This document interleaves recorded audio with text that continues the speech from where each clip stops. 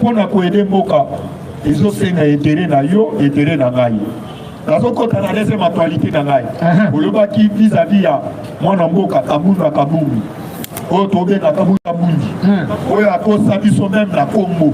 Oh, à sali la prison ya Makala. Parce que lobby, les années qui ne visent qu'une négociation entre oh, tombé na justice na biso par rapport à nous. Batiaye na résidence surveillée. Oui. La résidence surveillée va faire si oh, tombé ni pas production. Condition. Par rapport à Yannick. Kaboul, l'arrogance, oh, la zala qui n'a ngo. À propos de que va ébicier, après tout ça, il va ébicier. Il y a beaucoup. Après ça, il y a tout à nayo. On limite tout à l'heure la raison surveillée, dans la nayo, ou bien tout à l'heure la prison. Kaboul, il y a beaucoup qui est plus loin que le bien qui est la prison. Vous ma casse. Après qu'il a signé, on peut ça y est beaucoup pas signé. Si ça fait Kaboul a commis la prison, on dit réalité à prison le lengue. Oui. A ebi c'est la mettre avocat naé. Boya. Ok, le gobi sa procureur, va se battre dans la raison surveillée la katanga kunanga. Procureur, alors jamais na continuer sur la nappe na yote. Biso tozo pesa yo proposition na biso. Toko luka quelque part, tocheyo. Tocheyo na raison surveillée. Yango na so pesa yo pour parler ça liawa au Kaboul. La raison surveillée, en dehors, il y a un acte qui est moko. Oui. Abou n'a pas insisté, Mati n'a pas Canada pour l'aïe. Il ne peut se vivre. Combattant d'élite. Bissopé. Togoya Bissana, justice, il y a mot Canada. Comment on a sorti médiatique, il y a chef de l'État plusieurs fois. À Sengetakana, justice, le Lengenega. Parce que nous sommes justice de ton molaka. Oh, tu es une nation. Mais les gens, tous ceux qui ont le justice, ils ont permettre de sauter. Il y a un biso. C'est long. Le peuple congolais n'est pas solo. La balanga de justice a conduit comme ça va vivre sans. On soit pas plus loco. Oh, il y a qui comprend devant la population. Pour le temps, on m'attend. Oui, merci. On m'attend. Les lots, sauf imprévu. Chef de l'État, il faut aller dans l'Embaï. Quoi qu'il ne puisse inaugurer, oh, tombé dans la carte. Chaque fois, oh, tombé, il y a biso, il y a régi des eaux. Sans format. On m'attend de lui, toi, il a droit à soutenir notre président. Oui. Bah, où tu connais Bissana, il a sili Kivu. Les qui en a, oh, il y a sali gouverneur. Azo kende na ba chinois na samba, pour qu'il ne puisse exploiter, oh, tombé, il va or. Bah, je me dis, sali kobele la go, la nègre tolobate, te sorti au monde, qui s'en a ligne. Belle là, au kokanga. Mais ce peuple congolais tout ton conseil dans la ministre provincial, il y a transport. C'est le moment à Ngou. Parce que l'objet, la monnaie qui même, parce que la mission n'a qu'à, on va venir dans la bataille la mouka. Parce que la dit mon colo la mouka, Félix Antoine Chilombo qui s'est quitté. L'objet a dit qu'on témoignait pas à l'objet. Dieu merci, il y a quelqu'un qui est à l'hôpital à 7 Nanji, la pota qui est au Félix. Moi, si la pota qui est au Félix, on a félicité Félix Antoine Chilombo qui s'est quitté. La politique, la Gabiso va l'objet de gratuité à maternité et sanité de la République démocratique du Congo. Et ça dit, il y a un peuple congolais tout entier. Tozali na mwana mboka oyo tobenga tete Fachi oyo tobenga il y a espoir, il y a peuple congolais. Il de paix c'est FIFA. FIFA, sans plus tarder à son côté sa prof à son côté. Merci.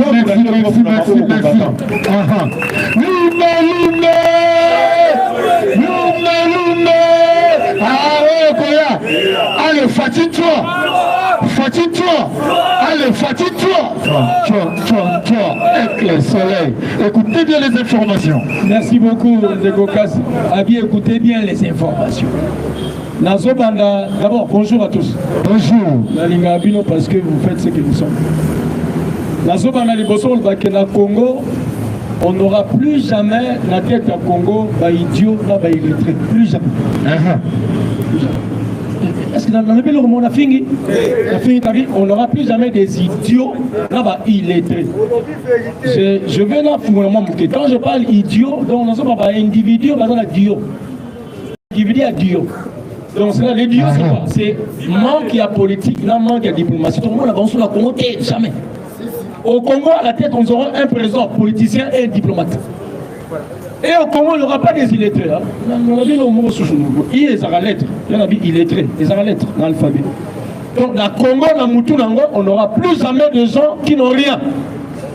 Mais là, on a plus ou moins eu 4 à 5 présidents. Là, Congo, 4 à 5 présidents. Apparemment, Kassamo avec quelle attitude? On n'a pas besoin au Congo d'avoir l'attitude de Sango, de père, des hommes. On connaît dans la ville, au Congo, on doit avoir quelqu'un qui m'ouvre là. Ils ont poussé, ça fait ça. Et on va dire que Mobutu a le pouvoir. Mobutu était tellement sage, mais pas intelligent. Il n'a pas saisi. Mobutu était sage. Un joueur de dames, il sait comment est-ce que passer les bouchons après à côté dames. Quand Mobutu a dit Kabila le père est venu, tellement intelligent, mais moins sage. Kabila a maillé le anglais, français, maillé le magasin messager et habité. Quand Kabila a vomi, aussi Kabila le fils, ni intelligent, ni sage.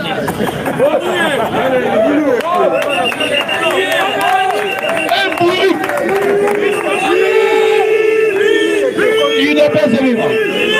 Je disais, Mobutu était sage, mais pas intelligent. Kabila le père, intelligent, mais pas sage. Le fils est venu, ni sage, ni intelligent. Un bourru exposant 1000. Non, mais non. Dieu nous a fait grâce. Nous avons un président intelligent, sage, diplomate, politicien. Dieu l'a comblé dans le biloko, on a carré, il y a moins ça, là, grand aujourd'hui au monde. Mawato. Mais je veux dire aux Congolais, c'est nous les Congolais qui faisons des choses, mais sans les savoir. C'est nous-mêmes Congolais qui avons dit que M. Tshisekedi, le père, était Moïse. N'est-ce pas? Oui. Moïse devait s'arrêter quelque part. Lorsque Moïse s'en alla, nous avons dit que c'est monsieur qui est maintenant présent ici, présent Félix Antoine Tshilombo et Josué. Faites attention avec Josué. Avec Josué, qu'on commettre Josué, pas maté, Josué à Kota Kana. Voilà. Mais avant que Josué entre à Kana, à côté de la guerre, et Josué était un guerrier. Voilà. C'était le commandant de l'armée d'Israël. Ok. Il doit pas se vivre. Apparemment, même le gouvernement congolais, un gouvernement des guerriers, des warriors. Les warriors, c'est en anglais, en français, c'est les guerriers.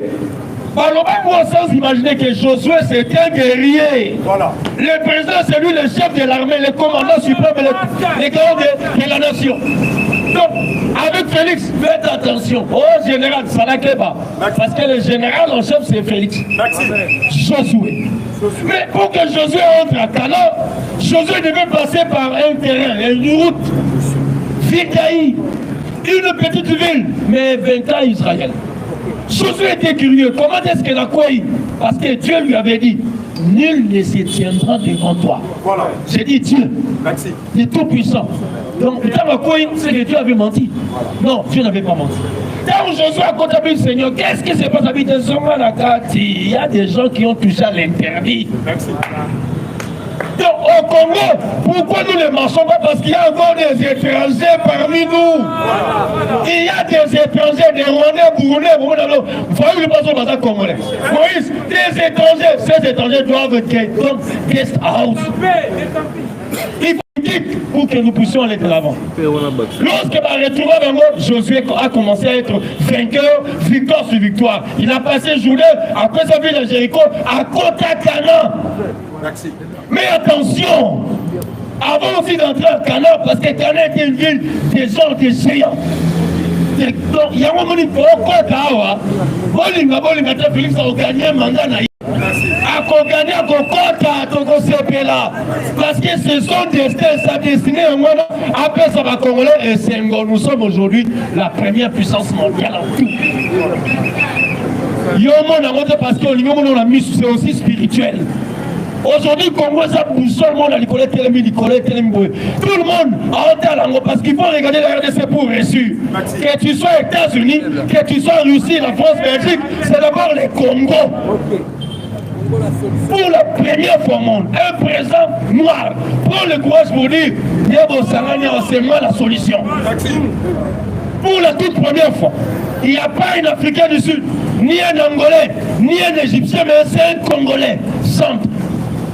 Souvenez-vous du Français qui avait dit l'Afrique a une forme de volontaire, mais la cachette c'est tout. Vous où? Au Congo.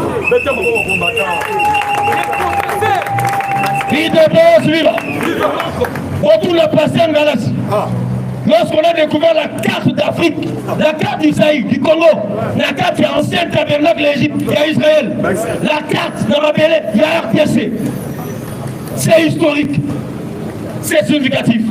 Autour de la imam, autour de la rabbin, juif, ils savent l'histoire de la RDC. C'est le seul pays, là où il y a les 4 bras d'eau. C'est biblique. Il est c'est vivant. Il y a moi l'histoire là, Félix, il est sort de nulle part. Personne n'avait dit fils de Félix a comment place à ça. Personne. Même à l'IDPS, même moi. Parce que, apparemment, Ari la forme était. Voilà. Mais intérieurement, Dieu l'avait vu. Merci. Que c'était lui. Il te peut se vivre. Il te peut se vivre. Aujourd'hui, je serai un peu biblique. Hein? Lorsque Dieu a envoyé à Samuel Landau et Isaïe. Amen, pasteur. Prophète, pasteur, révérend, docteur, imam, rabbin. Il te peut suivre. Lorsque Dieu a envoyé à Samuel dans la maison d'Isaïe, a mis sa balle à Nios. Ok. Et Samuel a cru que c'était ses enfants. Il n'a pas Costa, il y a parmi personne. Mais il y avait un. Lui n'était pas avec eux, lui était dans la forêt. Voilà. Il te peut suivre. Tu peux comprendre l'histoire, il y a parti. Félix est le fils, le membre du parti que le président Félix envoyait, le président Félix envoyait souvent. Il sortait. Et les gens n'avaient pas son attention, ils sortaient. Attention, à la forêt. Lorsque David est entré à la forêt, David a eu la formation.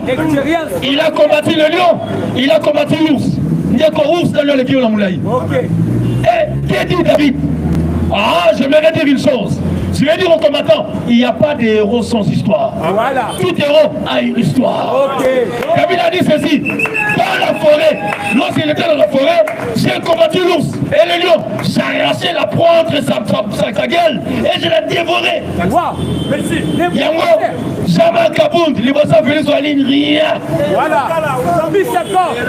Franck Guidon, oh mon cousin. Parce que lui, il a combattu des ours et des lions à la forêt. Si avant de faire sortir quelqu'un, il les prépare. Voilà. Félix était préparé sous l'ombre. Voilà. Franck Guidon, nous étions des politiciens, mais lui, il était diplomate. Il était pas vivant. Donc vous verrez que la Bible marche avec la RDC. Les Écritures marchent avec la RDC. Aujourd'hui, politiquement parlant, même ce qui se passe au Bandundu, c'est une préparation. Voilà. Tout celui qui s'attache à Félix, on l'attaque. Merci. Il était pas vivant. Papa Ndiabet. Il y a Bandundu, voilà. Je ne suis pas des Bandundu. Mais je vais continuer à vous dire. Vous les Yaka et les Teke, vous faites la honte. Bazo manipulé Bino. Les Teke et les Yaka resteront frères jusqu'à la fin du monde. Nous savons pourquoi il y a maintenant trouble. Les Yaka et les Teke ont toujours été ensemble. Babounake, comme on voit Mosso et allié Félix, il est Yaka, on cherche les troubles. Ah, si vous voulez encore continuer, nous aussi, nous allons vous troubler. Et Monsieur Kagame, tu quitteras le Rwanda et tu le sauras parce que Félix va t'écarter au Rwanda par les élections. Il est un peu vivant. Dans le bien entendre ça, on va comprendre. Quand il y a une élection en Rwanda, Kagame sera battu. Parce que tu vas voter, on est à Gogo, nous sommes des Hutus. Attends, Hutus. Nous sommes des Hutus et Tutsis. Nous irons au Rwanda pour voter, mais voter contre Kagame. Tu vas quitter le pouvoir par la voie des élections. Il est un vivant. C'est bien pour dire, nous sommes des Bantous, Congolais combattants UDPS, membres Congolais, la Benga Congolais combattants UDPS en particulier et Congolais en général. Si on n'appuie pas notre président, là occupé par manigance, ça va coup d'état. Attention. Un monsieur qui a la promesse se protège aussi lui-même. Et d'après c'est vivant. Ça, c'est les conseils que je donne à mon président. Oui, David, Soratara Lolène, parce que j'ai la triple onction et que ça vous l'a tiré mon pain à Bambaye, et vous soyez pour la onction, là, oui, merci. Mais la Bible dit, lorsqu'on lance la lance, il esquiva. Ok. Il faut que bon l'homme souffre on sans la quitter dans la onction ensemble. Là c'est elle qui me coach à faire dans l'onction. Voilà. J'aimerais dire encore une chose. Ah, aujourd'hui je suis tellement pastoral. Hein. Voilà. Élisée est mort avec l'onction. Merci. Là où on l'avait enterré un jour, quand tu vas même mouton couper dans le Koundaï, bâtiment est Niboulou. On va couper dans le micro. On va qu'il mouton toucher le micro à son la bombe. Amen. Attention, tu vas mourir avec ce que tu as. Mais nous ne souhaitons jamais au Congo. Félix restera son mandat, comprenez, je dis son mandat parce qu'il n'a pas encore un mandat. Et tu sais, hein, nous allons souffrir. Au souffrir. Il y a un mandat, une mission. Mandat Soya. Si on a deux mandats, hormis la mission, Félix aura deux mandats. Ah non, mon ami, tu pourras remplacer Félix. J'ai dit, je vois quelqu'un qui va venir comme étant mon frère Félix. Parce que Félix aura maintenant son premier mandat en 2023. Il y a 7 ans. 10 ans. C'était là. Sur les 14 ans. Sur les 14 ans, il y a encore un Déjà au Kenda. Il dépasse vivant. Je m'attelle ici par rapport à l'insécurité. Chers membres, combattants, je parle par rapport au transport. Parce que d'autres combattants, les membres ont aussi des informations. Comment on a PC, peine, pépé, moura, Rokanga Bisco, nani waza musala roulage. Nani roulage. Moura premier roulage. Pépé, yo musala kanga policier. Pépé, police et policier. Pem, police militaire. Moura, aux sécurité, chef de l'État. Yo, musala PC, musala roulage. Tout le monde est devenu roulage. On a maintenant su qu'il y a 4 ans de là, il y a une voiture. Bon, c'est ça. Et d'après, c'est vivant. Il a le côté. Plus de votre salaire, vous aurez sauté. Pourquoi, en commençant par la bottine jusqu'au béret, Pépé m'a sauvé la vie. Merci. J'ai dit, je vous remercie. Plus que 143, 993. Demain, on en parlera sur plus 243, 993, 1839. José et Maëlle Tilombo. Merci. Et prophète. Qui de paix, c'est vivre. Et prophète. Là, du coup, on a un fils marié. Pour qu'à la minute, on a la makou et la naïe. Alors que nous avons ça, on a soutenir Bandeko Nabiso, à combattant. Pour nous soutenir à 100%. À la qui c'était, à Tobadali. Famille à Montolo et Zalina, vous êtes combattant. Dans son côté, ça, les Tchaïs, vous avez bien autour de la lobby. L'absence, il y a beaucoup de se justifier. À son côté, on va encourager les Tchaïs, mais on va beaucoup. On va encourager les Chinois, mais on va beaucoup. Merci. Il est PC FIFA. Viva. Il est PC FIFA. Viva. Il est PC FIFA. Viva. Viva. Viva. Tu sais que discipline nationale, Félix président de la République, le peuple d'abord. Bonjour, bonjour. On a livre d'or, Pantateke. Bonjour, Lissoussou. Bonjour. Ebwenge. Papa Gilabetu, Ebwenge. Lusako. Lusako. Naninkoi. Naninkoi. Fachiweto. Uko atombolu wetu. Mama Jambo. Fachi Jambo. Était là les grands esprits Maboko Makasi. L'espoir de tout un peuple congolais, c'est Fachibe. L'espoir de tout un peuple congolais, c'est Fachibe. L'aigle d'Afrique, c'est Fachibe. doit beti mbata na tolo ABC ba otobengi ba occidentaux pour na Congo pokosi azali kaka toujours Fachibe. Donc continue à actualité. Merci notre grand professeur à référer le Komoko. Et le Congressani. Il faut bien comprendre le chef de l'État, quand tu avais dit que non, son pays est allé pays solution et monde. alobaki yango pamba te. Et puis aussi président Oyo azali kolobela yo partout dans le monde entier. Même bamindele batikala bakamwa babi totikala komona mutu abote. Tanisati l'air ya sommet Oya 74e sommet ya Otobengi ya ONU. On s'est rappelé il y a Nations Unies. Fatia tellement le bino va décider du monde Bosama Mabé. Donc c'est ça le slogan. Merci. Je suis mon président africain à Télémi Liboso va Mindele. À ce qu'on en est va Mindele. Merci. Il est presque FIFA. Viva chaud. Fatia tellement le bino va occidentaux va décider du monde Bosama Mabé Maka. Makasi. Merci de parler. Pourquoi vous prenez les décisions? Président mon côté Afrique. À la Capewana Pochama Colon à prendre acte. Et ça, quand bino bonganzami na bakiti le rôle a décidé biso tobo isiko. Na so biso président oya banda kama. Merci. Oto bengi réunion moi kama tala le bino c'est jamais vu. Mais c'est Félix c'était malin à télé. Abi bomoni muto à l'équipe bango surtout pas fandao. Aucun président d'Afrique a tigala qu'on réclamait. Jamais. Ça c'est vrai. Le grand esprit. Merci, merci. L'espoir de tout un peuple. Vous qui chez Wabilum. Alors, pour mon côté, président d'Afrique a tigala qu'on réclamait poste wana. Le président le plus costaud du monde. Merci. Le président le plus géant du monde.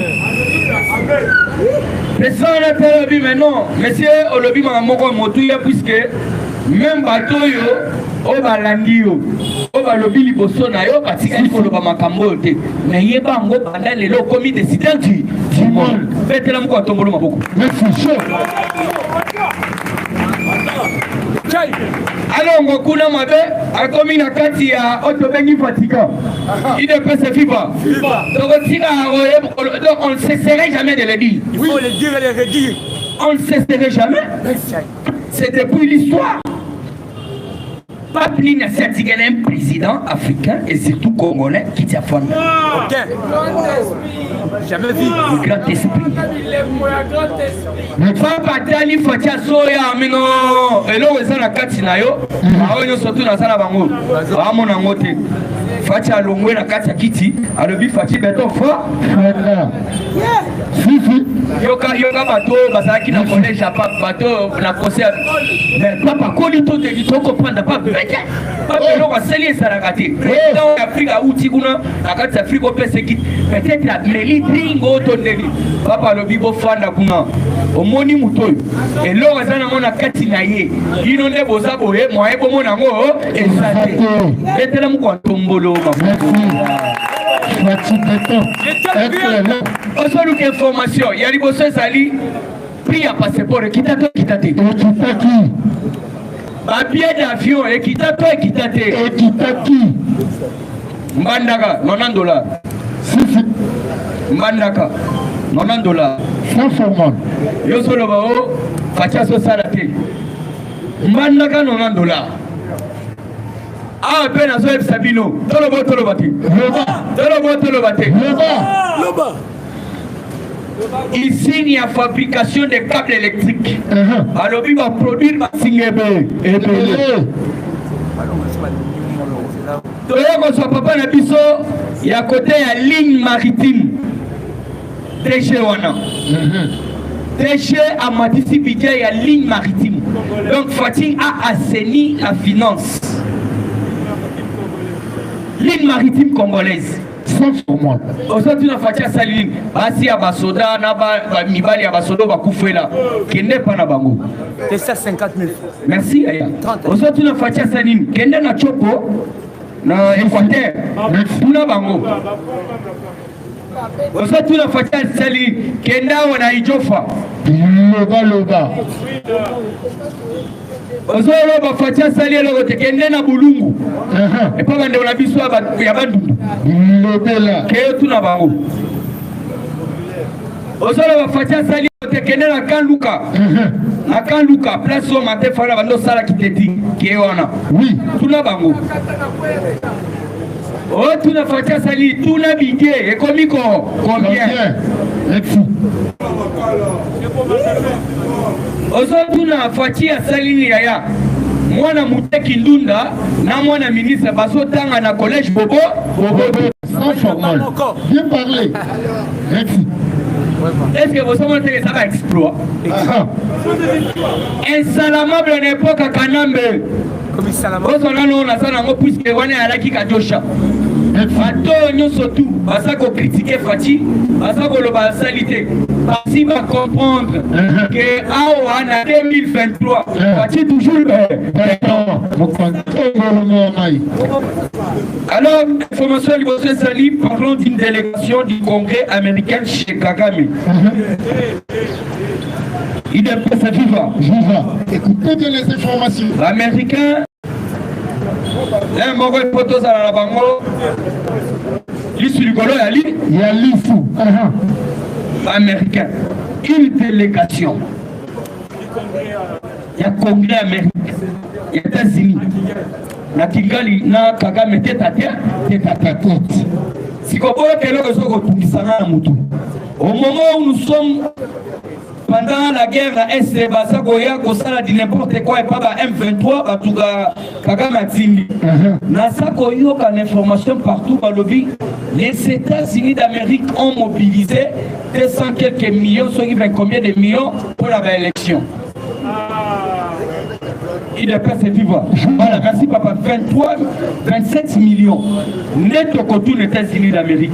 Est-ce que vous avez un bonanganda? Il est passé vivant. Merci. Ce qui nous préoccupe pour le moment est d'aller bonanganda. Puisque ce sont nos frères. On a évité depuis la colonne à Congo, on a évité la Moulouba, Moukongo, Moussoaïli, Beto, Nabé. Mais comment ça fait-il que yo Kolingo satisfait l'élection, mais Bonanganda ba Rwandais au côté occupé. Un jeu est là. Ça l'a bien. Complicité.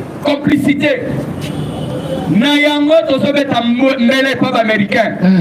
Ah biso tosala ba fatité. Fati beto très sage. Alobaki toujours tozali na partenariat ya gagnant. Ceux qui tozomona gagnant te malamongo tosala so de mouton na Russie. Merci. Il est prêt c'est vivant. Ah ça la ba fati. Ba même Gilbert Kabanda côté Satan défendre. Il est prêt c'est vivant. Viva parler. Mamie Gilbert Kabanda place Satan et puis semaine passée Bolanda qui Poutine alors que nous sommes prêts à soutenir l'Afrique. Oui, si. Et nous sommes là pour livrer les armes à la République démocratique du Congo. Puisque nous sommes attaqués. Et pas M23 sous donc et pas Rwanda sous couvert. Il y a M23.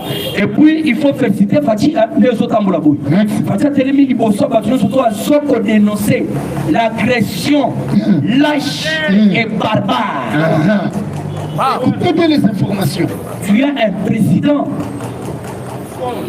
président à la taille de son pays. Merci. Président Telemi na Liboso à Sadek.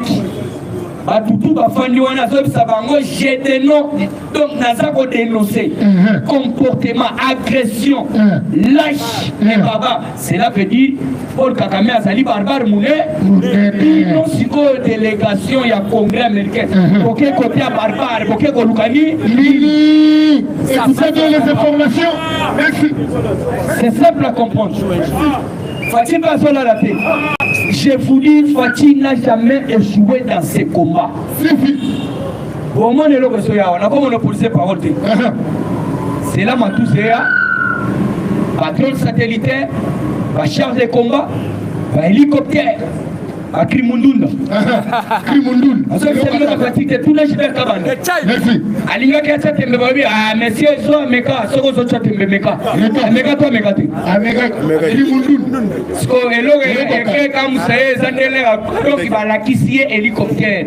Et Soumbade Liboso, et la Sima, des côtés, yo rebelle Fanda, yo M23, Fanda Wana, Fanda Kaka. Il est prêt, c'est vivre. Soko Kosomo Tote Yaya. Il est prêt, c'est vivre.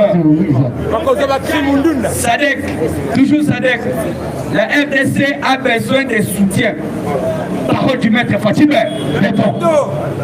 Fatia Lobby RDC a besoin de soutien. Yangono Yoki. Le président surtout va participer à qui. Très content. Et puis Foyeba. Au conseil Sadeko, on a Sabino Papa Nangaï, tout ça ensemble, ça m'a gardé biso en vie. Comment les locaux Fatih Beto, comme ça, la 4 République démocratique du Congo, voire même en Afrique. Merci. Compte mobile, mais aussi à la côte là. Merci. Toujours la 4 actualités, élection. L'enrôlement de la population est prévu pour le mois de décembre.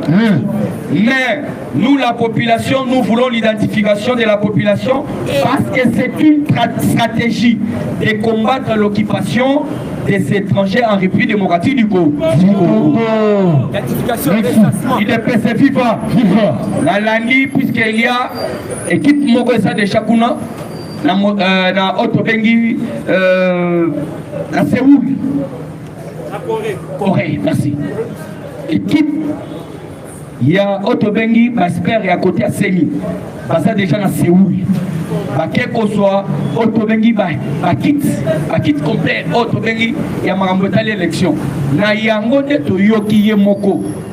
Papa na biso de Nikadima. Asa pour balobi boy.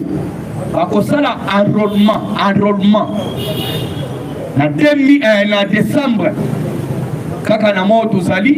Alors vous devez comprendre alors vous devez comprendre que nous puissions pas de population totalité est aux alliés infiltrés Makasi après c'est qui se gagne au Moulumba alors qui yango peu de connaître maloba papa que c'est un grand prophète politique alors qui boye élection sans identification et ali autopengi autre trahison. Merci. On s'est battu au qu'il y a une élection à Banane. Il y a tout le passé, tout le monde a malien, tout le monde a sénégalais, il y a West Africain qui va voter au Bimisikat, il n'y a pas Bimisikat. Vraiment. Est-ce que yo ko kene kuna na Mario Bimisikat to voter? Ça là va fantir na Katsamboka. Na yango to lobby élection sans identification et ali autre trahison. Il faut toyeba qui est congolais et qui ne l'est pas. Plus recensement. Côté opposition pour le balabinoté, opposition est Fatih Beto et Moko Lobango. Alors ah tala papa, yo so sala opposition na kati mboko mona président mboko na solo bani. Ah mais na so mona opposition on pena makasi te. Opposition vraiment ils sont vraiment la temps on a vu so to beta 7%. 7 ans opposition c'est qui a makasi. Mais oh yo te vraiment ya yebe Moïse Katumbi, loi Ezawana ya Tchani. Loi Ezawana, faut postuler, faut aller de père et de. Pour ceux qui vont être hollandais, il peut moi si na yo total azali de père et de. Je t'ai donné l'information là-bas. C'est trop. Merci. Faut topper ça yango. Aïe, va pas to côté la ngo pena. Alors, le tozo peut ça dans bimbo là. Va le bimbo. Là-bas. On nous signale plusieurs barrières illégaux. Merci. Plusieurs barrières illégaux. Illégal. Merci beaucoup, papa. Merci. Doyen. Papa, très sage que jamais. Très sage que jamais. La zone Sabino, lettre anglais hier. Donc, il n'a pas de ça, il n'a pas de professeur, pas maître, pas avocat. Que ça va faciliter, maman. Là-bas, on nous signale plusieurs barrières illégales. Géré par Madame Carole Saïni, nièce de Fifi Masuka Saïni. Ils font payer $300, $100, $50, chose grave, vers la route Kassanji. 10 000 francs pour les motocyclistes et 5 000 francs pour Otobengi, Ato Bakumbaka vélo. Alors, baza komitu na mbongo epele boye ekendakawa. Alors, pour la cité Nord Kivu, la MONUSCO ferme déjà sa base de Butembo. On a gouverné, moko apesa Kindimbola, alors dit MONUSCO ekei. Na Butembo MONUSCO ekei. Alors, information à Souga Sali, Hippolyte Kanambe. Nalobo nalobate. Nalobo nalobate. Kanambe aleli. Alobi boye. Ah. Batinyo surtout bako voyager. Batinyo surtout baza kobima. Kobima na bango. Et ça ko conditionner mon côté. Là il pona bime comme problème. Donc na mi Monique na sali prisonnier pour.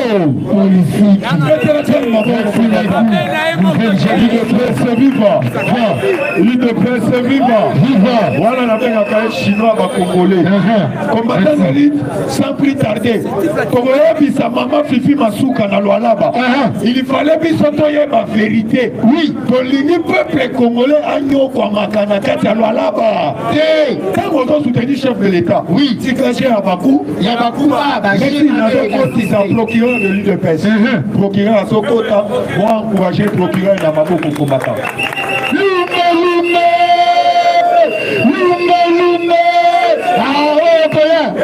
Allez, fatigue-toi. Fatigue-toi. Allez, fatigue-toi. Écoutez de les informations. C'est vivant. Combattant le monde vraiment, il faut tous à la Nicolo. Le faut dénoncer pour combattre mon salaire à mon Konzamboka. Parce que dans la politique, il n'y a pas les cas de y'a que des intérêts. Il ne peut se vivre. Vivant, information.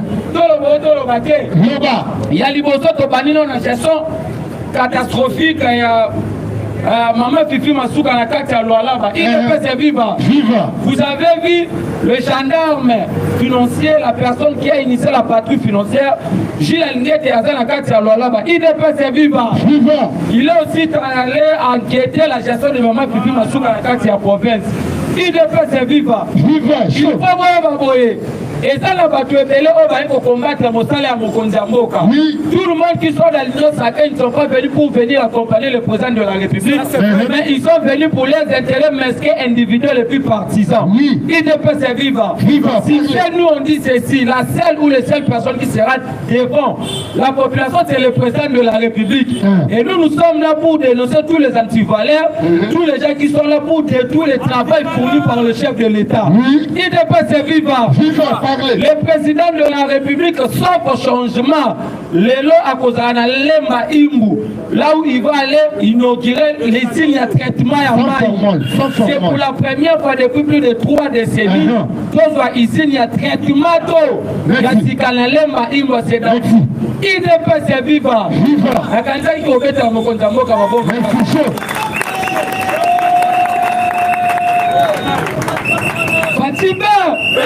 Nous avons un bilan positif à présenter, largement positif. Les hommes en qui sont au la bateau à 18 ans, qui est incapable pour la postale à Yango. Il y a un moment en opposition, c'est de la haine, c'est de la médiocrité sur la place publique. Et ça, la pouvoir. Je vous dis qu'Ambango a passé toute sa vie dans le Saolona. Ambango a été créé cardinal, c'était par la volonté du président Tshisekedi. Et aujourd'hui, nous avons vite compris qu'Ambango incarne la haine. La haine tribale. Bref année, nous avons eu à enquêter dans les cabinets d'Ambango, il y a que des Mpang et des Mpang. Il ne peut se vivre. Il est devenu cardinal par un accident de parcours. Aujourd'hui, vous avez vu depuis qu'il a été cardinal, il est que dans la politique, il n'a jamais parlé de son cardinalat. Il ne peut se vivre. Ça, c'est la vérité. On m'a apporté cette information. Il ne peut se vivre. Sauf changement, Mokondiamo Kalelo a l'ancien président nigérien. Obasanjo. Il ne peut se vivre. Je vous dis que Mboka na biso qui oublié la conseil à nation. Le là va à l'isolo ya Mboka na région la sous-région la continent. C'est grâce à Félix Antoine Tshisekedi du Chilombo. Parce que Franck Adjon Maloba qui la politique, mais la diplomatie a été réservée pour son fils. Le président, le papa Etienne Tshisekedi Omboulou m'a préparé tout Tshisekedi. C'était depuis l'opposition. Aujourd'hui, c'est démontré noir sur blanc que non, c'est le tout premier président congolais que le pays n'a jamais connu, même l'Afrique et le monde. Merci. Bien parlé. Il ne peut se vivre. Chaud. Si comme vous voyez, il y a qui la famille Kabila Bikoro. Aouti Bobrandi ou ma vidéo dans les réseaux sociaux en disant que le président actuel, hier quand il était dans l'opposition, il avait aussi affirmé que Kabila contrôlait tous les documents stratégiques. Parce que on a passeport, la plaque d'immatriculation. Oui, réellement c'était vrai parce que soki nga na kizo na likambo et kotrene nga na justice c'est que oyebi que mambo na organiser solo soki omemi nga na justice il faut que le procureur général de la République a s'autosaisir un dossier. C'est ce qui s'est passé à l'époque quand le président du Tshisekedi dénonçait que non, la famille Kabila a contrôlé tous les documents stratégiques de ces pays. Makamotala qui va passer pas, la plaque d'immatriculation, c'était réellement vrai.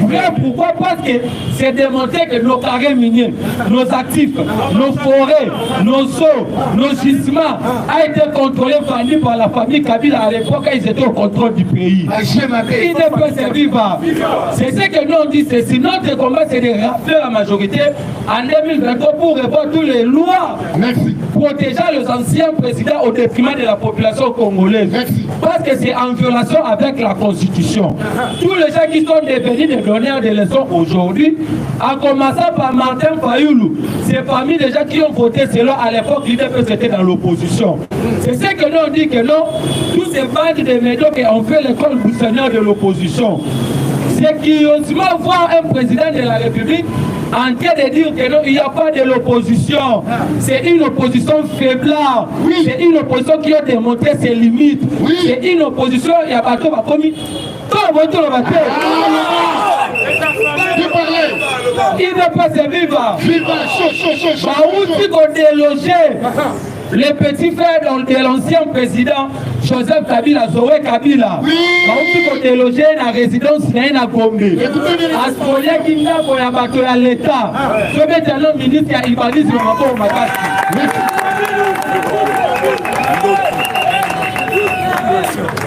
Il ne pas se vivre. Même le siège du PPRD, et dans qui nous prend la Société nationale, il y a chemin de fer. Le siège du PPRD à Gombe. C'est une information vraie que je vous donne. Et dans qui nous prend la Société nationale, il y a chemin de fer. Mais à l'époque, comme l'inconscient Chadari, ils étaient au contrôle du pouvoir, personne ne pouvait parler. C'est ce que nous on dit ceci. Nous, on a vite compris que le président du Tshisekedi n'a pas un mandat. Le président du Tshisekedi en 2080, il sera l'empereur et puis le peuple du Congo. Aujourd'hui, nous allons ravir toutes les maisons de l'État contrôlées par les individus. Aujourd'hui, vous avez vu Kabila comme était un individu. Il a beaucoup d'argent en dépassant même l'État congolais. Et Kabila doit nous dire où est-ce qu'il a eu cet argent. Parce qu'il est venu dans ce pays avec des bottes en caoutchouc. Aujourd'hui, il s'est fait une richesse insolente. Aujourd'hui, il contrôle tout le... Il ne peut se vivre. L'État nous fait vraiment défaut. Mais vous devriez retenir ceci. Notre mission, c'est de rappeler la majorité en 2023. Parce qu'aujourd'hui, même avant que tu puisses postuler à la présidence de la République, il faut que ta femme puisse être congolais de père et de mère. Automatiquement, Katoumi Namaye. Automatiquement, Fayoulou Namaye. Nous vous disons ceci. Nous sommes prêts pour les élections, mais en amont, les recensements et puis l'identification des Congolais. Je vous remercie. Merci.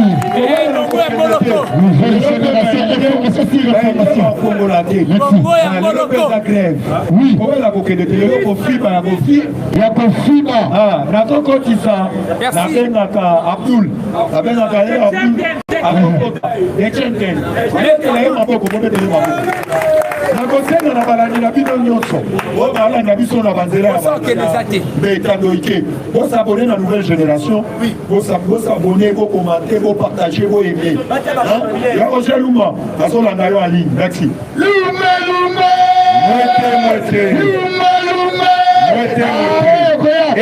allez, faut-il-toi. Allez, faut-il-toi. C'est des informations. Les parlementaires debout. Les parlementaires debout. Les parlementaires debout. Bonjour à tous. Bonjour. IDPS viva. Naye kola kisabino véritable kindoki yaba Amérique. IDPS viva. Yaba kobenga na ba américain na chuluba. Umbuka. IDPS viva. Toko kebi s'appelle Joe Biden. Soto kebi sio na lingala oloboyo kaka lingala te. Toko loba na Amerika. Pay attention.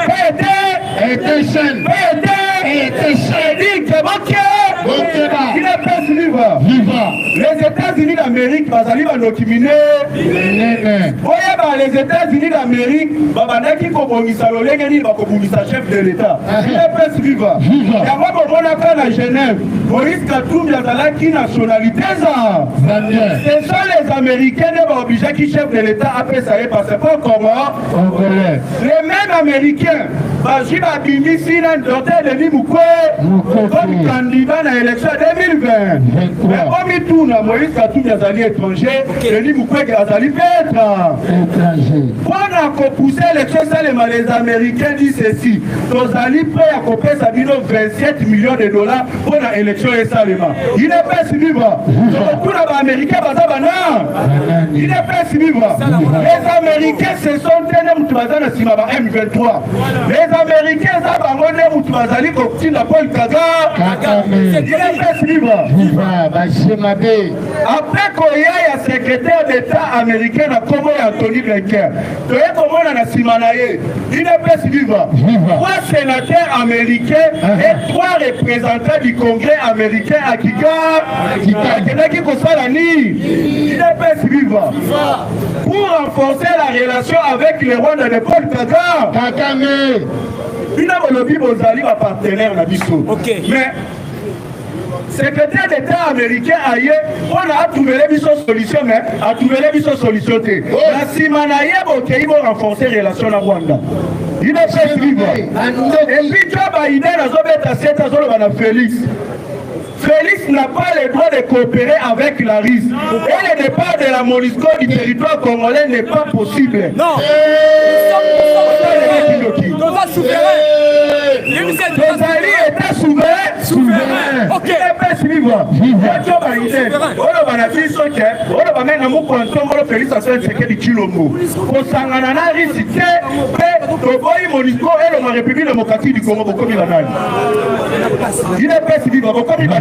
D'ailleurs, vu que c'est congolais, il est relation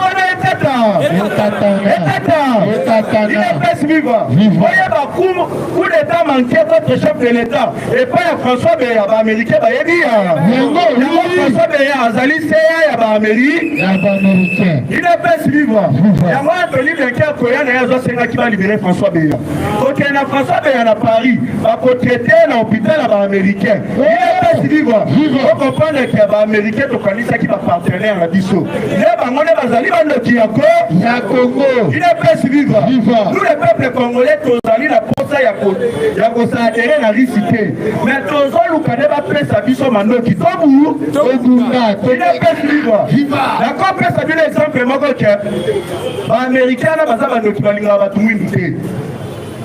en 1983, il est presse vivant. Américain a condamné un Africain. Prison à vie. Non seulement tout le monde a il a $50. A condamné un noir. Prison à vie. Non seulement il a $50. De 1983, mais il a été bimissaïka Mikolo. Donc il a condamné qui a 22 ans. Il est presse vivant. Non seulement pour $50 à Pamba. Mais pas le Kagame, il a dit que ok. Répétez encore. Il est presse vivant. On a beau les Américains, les Africains. Il est presse vivant. Il a aussi Moutouchiste pour $50. En 1983, vous condamnez prison à vie. Ça va sali grâce à Bimissier. Mais Azala qui âgé de 22 ans. Vous pouvez retard, on a vu, il n'y a pas. Il n'y a pas si. Il est presse vivant. L'ancien ministre rwandais Fontaine Twagiramungu a jamais 7 ans le Baboé. Ceux qui continuent à dissimuler Paul Kagame, l'ancien officier de Yoweri Museveni dans l'armée ougandais, est actuel président du Rwanda. Il est temps de l'arrêter. Cet homme doit être arrêté et jugé pour ses crimes d'assassinat des 3 chefs d'État. Et puis la génocide du Rwanda et en République démocratique du Congo. Alors, Paul Kagame, la communauté internationale, il est presse vivant. Quand Kabiso a né son Totelemi, Tolobi cette fois-ci, Toboyi distraction. La chef de l'État bêta qui s'est à lobby. Au lieu jeunesse mobi na bandongolo. Au lieu jeunesse mobi na babombe bagene. Les gens qui ne cocotent en armée. Oui. Il est presse vivant. Qui ne cocotent en armée. C'est ainsi qu'on peut défendre ma belle la vie. Ici, les jeunes n'arrivent pas à comprendre. Mais aux autres, on la manipulé par Maurice Katumbi. Aux autres, on la manipulé par Martin Fayoulou. Aux autres, on la manipulé et pas Denis Mukwege. Et ça, mission à Bango. Akabola biso bacha distraction pour la babarkaniser Congo. C'est simple. Il a fait vivant. Donc, il nous est pas Denis Mukwege. Il a fait vivant. Témoignage d'une femme née d'une père congolais de l'ethnique Luba au Kassai et d'une mère rwandaise. Il est presse vivant. Alors, Denis Mukwege, Azali congolais d'origine rwandaise. Il est presse vivant. Alors, Denis Mukwege, Azali congolais d'origine rwandaise. Alors, Mukwege, la Kinyarwanda signifie les barres de fer. En Swahili, il signifie Shima. Il est presse vivant. Mais c'est comme un américain. Et puis, Denis Mukwege, Moussala Azwa, il faut condamner toujours à ce chef de l'État de ça. Il est presse vivant. Si on a su la comprendre, c'est lui qui prend le message côté la rade à bureau à Mabé. Il est presse vivant. Il y a moi ce qui a soyé qui kata. On va violer 50 femmes. Mangoué.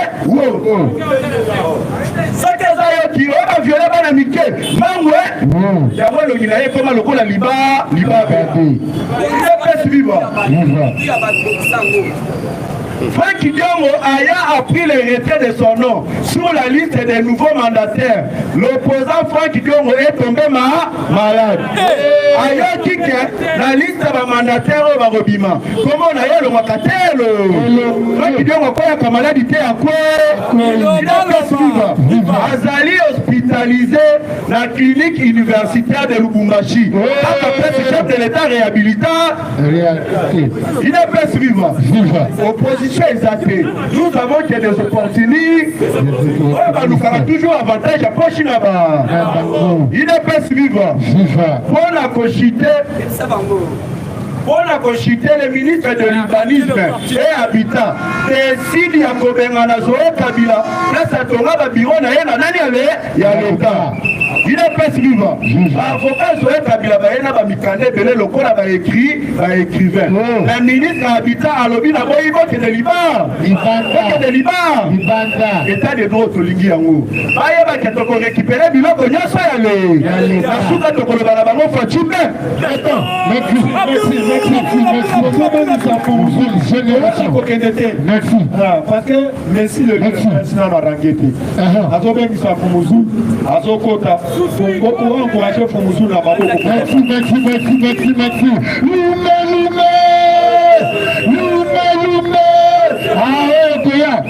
Allez, fatigue-toi. Allez, fatigue-toi. Écoutez bien les informations. Mwana mama, mwana mama, mambo maso, Maso Belé, Maso Belé. Tutu Kadidoko. Le président de la personne va vexer. On a mis qui va se faire en ville. En tout cas, comme va passer, on a passé président Abdou la passer. On a zéli va vexer pour bande on a tout dans la sous ndengani mais président Abdou la va vexer. C'est pas le vraiment que là, toi finalement après si va vexer papa. On dit que pouvoir la mission fatigue béton. Avant de pouvoir na dit que non, ça met la dicolo. Soit pouvoir oh, yo mo kama ya ngo. Kama pouvoir oh, yo mo comprendre mieux fatigue béton tout ça là. Oh comme ça là, na kombo na Nzambe. Ya ba quelqu'un di bon. Merci. Oh quelqu'un di bon. Parce que ça bingaité. Na bien pouvoir. Parce que bingaité Nzambe yaka Nzambe yaka. Ba poza ba leki leki a ça dit ba rose quoi. Ba marabout ba kila ba kisse mais ngai fatigue béton. Na pouvoir na oh yo Nzambe kamba. Là, on a fait la présidence, on a fait ça. On a fait qu'il y a la diaspora. On a fait la macasse, on a fait non. Même en termes politiques, on a fait non. On a fait ça, on a fait non. On a fait non.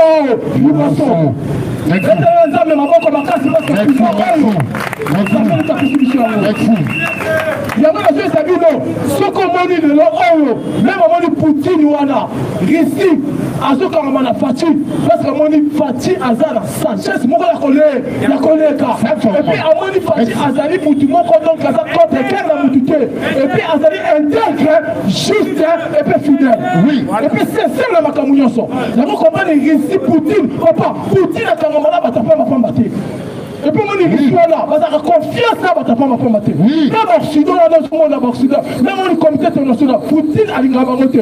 Poutine a rentré la fusion fatiguée, parce qu'ils sont attachés mingi, d'accord, à tous s'attacher mingi, Africains qui est liboso, et puis concernant moi, quand on va RDC, et qui est liboso.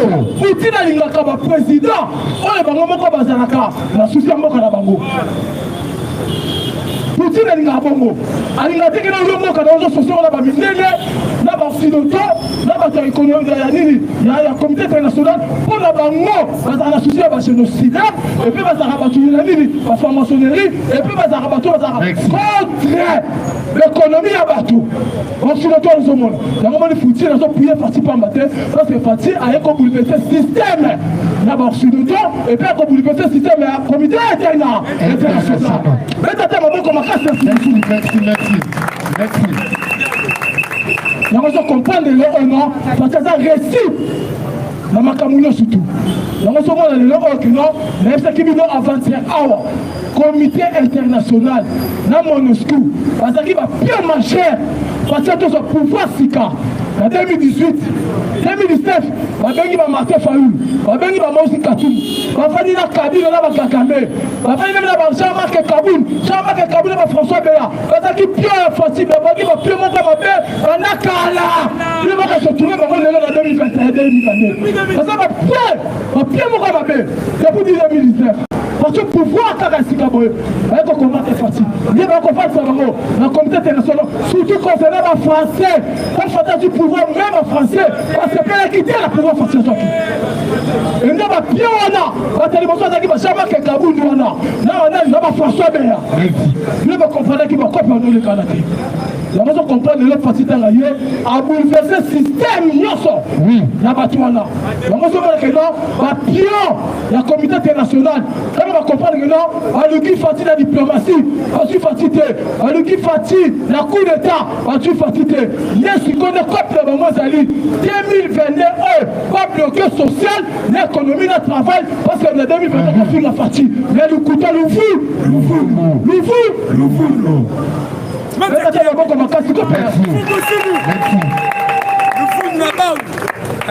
système de bataille a raté biloko wana nyonso ndeba comme sponsor sikoyo dernier pion na bango ezaki Kakame na 2022 pour la barricadation na kata est na biso le pion na bango suka mais quand même na bango suka nezaki wana mais facile ko za molongi molongi na balongi mwana nzambe toujours nzambe atikaka ye te opesi nzambe confiance nzambe mpe kozosuna confiance ya koleka ça bouleverse le programme nyonso ya kakame na kata est yango comprendre lelo so samlo kilo bilati bango bisalile ikoki yango so mamu kontambo ka facile to bi confirmation de le départ de la MONUSCO 2022 on a fait le mois de décembre MONUSCO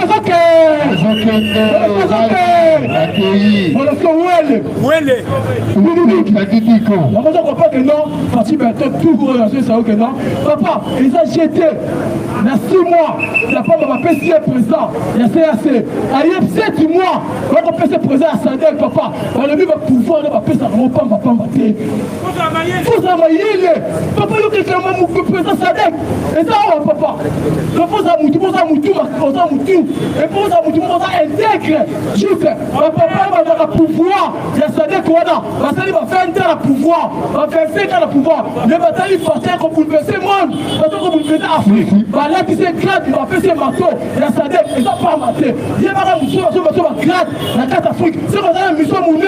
On a la mission comme dans l'Europe. On a la mission en carte Afrique. Il y a un combat dans la destinée du monde. On a dit non, nous devons soutenir numéro 1. La carte Afrique, on a facile. Et ça, faut nous soulever. Premier mandat, c'est qui doit avoir. On a tout ça la transition. Donc on conserve le pouvoir de M. Tim Koye sur le Koya. Oui. Et ça, acheté. Et là, quand on a acheté, on tout ça la transition. Donc on comprend le bilan, il y a des destin du monde. Et puis il y a des mineurs, il y a des personnes mandat, ils ont mandaté. Et ça veut une transition. Transition, c'est ce que nous avons Kabila. Et puis il y a des transitions chez le soutien. Il y a des crimes contre l'humanité. Les pouvoirs à partir de madame, et que en 2023, les constitutions ont changé. Premier mandat fatigué. Et ça, c'est à 7 ans. Premier mandat président, nous sommes rencontrés à 7 ans. Il y a 3 parties sur 4 ans. 4 mandats. Et ça combien? 28 ans pouvoir. Est-ce que 28 ans pour ton coup de menteur, il faut la bon terme. Est-ce que ton coup de menteur, il faut la bon terme. Ton coup de cabine, il faut la bon terme. Après, il y a là, ton coup de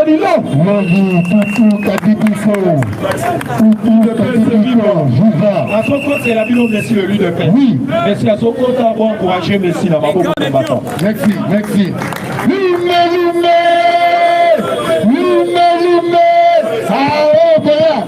Allez, fatigue-toi. Allez, fatigue-toi.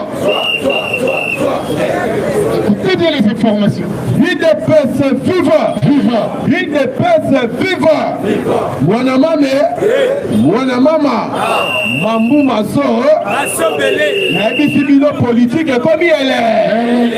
Fatih na tongo awa fala kora mikora koza na Obasanjo UDPS viva. Oyebi Obasanjo ancien président ya Nigeria basolo lini. Après koza l'ancien président ya Nigeria, soki obosani histoire ke Obasanjo na 2013 azalaka envoyé spécial ya Nations Unies na région ya Gala. Tangu accord signé na ba M23 UDPS viva. Ya 2013 ye azalaka président d'ailleurs na accord wana on azalaka nango so na tinyo komona signature ya Obasanjo Fatia Tuni UDPS viva. Ni yango sala ke batu bondima accord ya boye UDPS viva. Fatia Obasanjo alobi atanga elekela ngai UDPS viva. Batu wana ya Kabila mutu basala babiloko oyo ti bazo signé Nathalie mbango na misu me bazo kelanga ta mawate UDPS viva. Pone bisayo ndoki ya Congo ezaka biso moko bako bakongolais lelo makambo ya sécurité ya est du pays bangi bala sango chef de l'état joka bakolo nango oyo basali kele otokoma na situation oyo toza nango bango tozana bango. Le président de la République a eu option UDPS viva. Kala te awa ba bando kanga batu moko oyo tout ba trahir République. Le signé accord kozwa ba groupe rebelle ko sa bango na armée et ça trahir. UDPS viva. Ba kanga bango moko. Na ebisi bino politique comme elle est. Politique comme elle est Gibolanda qui déjà lobby. Plus Mabiou a déterminé à lobby papa Zoé Kanga Bisakake. UDPS viva. Oye bakate lupangu wana Zoé Botolango général. Il y a phase force armée Zaïwa. UDPS viva. Comme on est général Kunda. oyebi Mobutu azalaki général soko osali biloko ya malamu bapesi yo lopa mais wana ezali lupango bandeko opesa te ezalaki eloko ya récompense atiaki bagénéral wana nyo il ne peut sa vivre depuis 2004 ezowa abotoli yango azalaka te na document moko te abotoli yango général wana uti kokufa kala te awa na hotel ya Bumbu il ne peut sa vivre tala niveau général lupango na Gombe akufi na hotel na Bumbu bato ya Kabila wana nayebi si oyo ozalaki na régime moko ya bagangster bakokota bakobotola oyo bali général wana azalaki na droit ya lupangu na ye bana na ye na minute oyo baza libanda mais zowa botola yango depuis 2004 ekomi 2016 il ne peut sa vivre kokonyangi oyo azalaki ka ministre na bango ake kolakisa babi me papa lupangu ezalaka ya leta ndeko ya Zoé Jeannette il ne peut sa vivre alanda kokonyanga oba yo onjo pete ministre na wana keba tikela ndeko na lupango oyo ne balobaka chaque chose a son temps awa état de droit il ne peut sa vivre état de droit notifié bazwaki notification depuis 2021 papa tika lupango oyo azosantraite nde omoni sikoyo cette fois-ci balobi il faut kokende kolongola ye na makasi balobi wana te apres ya Kinshasa bakende na Lubumbashi kuna mpe eza die paster ya leta oyo mpe ezoka kanga il ne peut sa vivre voilà bato oyo badirige biso congolais il faut yeba bien la minute oyo opusi posi bango contre mire le président de la république na otali insécurité na est akaki maboko te bino moko bolandaki lobi il ne peut sa vivre c'est quelle la voix ministre de la défense ya Russie fara na Gilbert Kabanda il ne peut sa vivre abengi Gilbert Kabanda lobi bino bolingi biloko yaka kota na dépôt pona oli il ne peut sa vivre azolakisa ye bakalito abe omoni oyo soko beti yango na M23 na basoda Rwanda bango nyonso na lidusumo il ne peut sa vivre osakanaka na Russie il ne peut sa vivre nazoyebisa yo biloko ya kafu oyo isi alobi azopesa biso tozosomba misusu apesi biso boni soyebi se moto asombi ebele bakabelaka ye mwa don ata na mikate ezaka bongo te ezaka bongo te il ne peut sa vivre alors biso mpe bapesa biso don ya chardeko parce que tosombi ya desordre il ne peut sa vivre lobi deja bolandaki deja ntango fagesa yoki deja biloko ezoya motivation ye moko sa basimba bango babandi deja ata il ne peut sa vivre bayebisi yo lobi ezalaki opesi mbongo abo bolandaka bato wana balobaka te Kabila asali effort moko te atikeli fati pays na virus il ne peut sa vivre fati azwi Congo na virus ya maladie Ebola il ne peut sa vivre soki omoni pays munene lokola boye na mai ya panga Kabila capable lelo nazolisa bino apres kolongwa awa tokende na président Félix ale Maimbu azoinaugure izini ya mai oyo Mobutu atika na république Mobutu atika kaka ya njili mais Kabila 18 capable fatia ye kaka na 3 ans nakobanda kaka maboka tie izini azoka inaugure yango lelo merci président il faut bakisa izini wana ezali na bakisa wana première izini Afrique mobimba oyo eza kotraite mai ya bopeto kongola mela mai ya bopeto mai wana nayebisi yo mai elengi misusu babolinga lisusu te inutile ya resoma dole otie kaka mai na ile pesa viva mai elengi fati ye moko azoinaugue yango lelo biso nyonso kuna ekopesa mai na ville ya Kinshasa mobimba daye lelo deja ile pesa viva olandaki lobi programme deja ya 10 territoire ya Congo central mpona babaki 145 territoire babanjango na Congo central 10 territoire deja bapesi classement nango oyo musala ezobanda na fin ya mois oyo donc fati alancé 145 territoire opposition akozanga maloba na munoko il ne peut sa vivre ezala opposition kesala discours ofinga fati population emoko ase prendre en charge akangi yo kuba est-ce wana koloba merci combattant tout le monde merci combattant tokutana procès na balangi na biso nyonso la nouvelle génération olandaka biso chaque jour la nouvelle génération olandaka biso osabone okomante kopesa matériel na biso privilégié eleko lekaki bala olozala bapabola yo akopemisa président abdul akoya mpona kopesa oyo tobengi bandeko na biso mbote oyo batolanda biso papa. Merci beaucoup à tous les diasporas bisika bozali na pesi bino mbote nasengi bino olanda initiative na biso mpona koyede mboka $1 pour le FARDC biso awa bana mboka na Congo mpe badiaspora toepose bino motan te botinda oyo bozali na yango mpona bolingo ya mboka numéro na ngai ezali plus 243 89 60 77 556 plus 243 89 60 77 556 to contribuer to aider nos FARDC oyo bazali na champ de bataille. Merci beaucoup. Contribuer vraiment à FARDC.